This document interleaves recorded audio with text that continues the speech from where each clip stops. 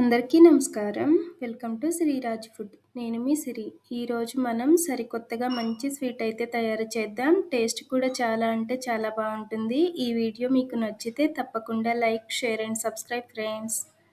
దీనికోసం ముందుగా ఒక కప్పు పచ్చి కొబ్బరిని మెత్తగా మిక్సీ పట్టుకొని పక్కన పెట్టుకోవాలి. పచ్చి కొబ్బరి లేదు అనుకుంటే ఎండు కొబ్బరి పొడైనా, ఎండు కొబ్బరి ముక్కలైనా మిక్సీ పట్టుకొని వేసుకోవచ్చు. కొబ్బరి అనేది ఈ మాత్రం నలిగిన తర్వాత ఒక గిన్నెలోకి తీసుకొని పక్కన పెట్టేద్దాం.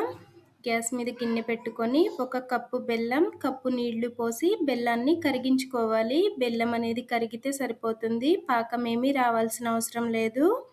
అలాగే బెల్లానికి బదులుగా పంచదార అయినా వాడచ్చు. పంచదార అయినా అంతే, కరిగితే సరిపోతుంది. పాకం ఏమీ రావాల్సిన అవసరం లేదు.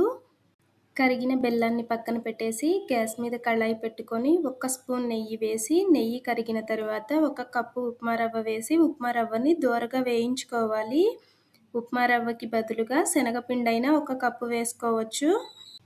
రవ్వ అనేది ఈ మాత్రం వేగిన తర్వాత మనం ముందు పట్టి పెట్టుకున్న పచ్చి కొబ్బరి పొడిని వేసి కొబ్బరి పచ్చివాసన పోయే వరకు వేయించుకోవాలి.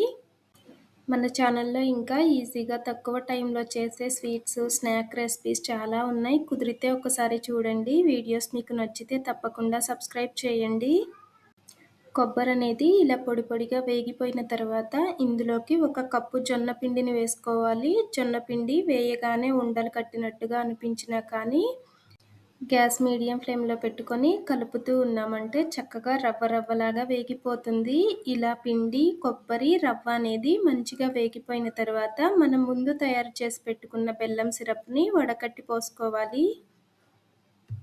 పంచదారతో చేయాలి అనుకున్న పంచదార కరిగించి పోస్తే సరిపోతుంది. ఇలా బెల్లం సిరప్ పోసి ఉండలేమీ కట్టకుండా మంచిగా కలుపుతూ ఉన్నామంటే స్వీట్ అనేది తొందరగానే దగ్గరికి వచ్చేస్తుంది. ఇలా దగ్గరగా వచ్చి ప్యాన్ నుంచి సపరేట్ అవుతుంది అనుకున్నప్పుడు మనకి కావాలి అనుకుంటే ఇంకొంచెం నెయ్యి వేసుకొని చక్కగా స్వీట్లో కలిసేలాగా కలుపుకోవచ్చు. జొన్నపిండితో ఎప్పుడు రొట్టెలు, దోశలే చేస్తూ ఉంటాం కదా. ఇలా ఒకసారి స్వీట్ తయారు చేసి చూడండి. టేస్ట్ అయితే చాలా అంటే చాలా బాగుంటుంది. ఇప్పుడు ఈ స్వీట్ అయితే దగ్గర పడిపోయింది కదా, ఉడికిపోయింది. మనకి కావలసిన ప్లేట్లో సర్వ్ చేసుకోవచ్చు. లేదు అనుకుంటే ప్లేట్కి నెయ్యి రాసి చక్కగా కాసేపు చల్లారిన తర్వాత మనకి నచ్చిన షేప్లో కట్ చేసుకోవచ్చు.